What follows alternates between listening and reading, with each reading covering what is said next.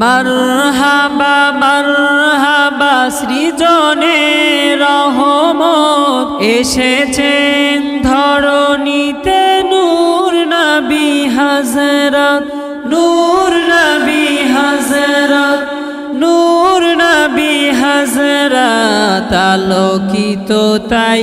মাতা আমেনার কুরে ঘর সেই আলো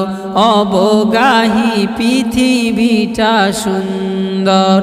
এসে কোন রূপকারে সাজালো এ চরাচর এসে কোন রূপকারে সাজালো এ চরাচর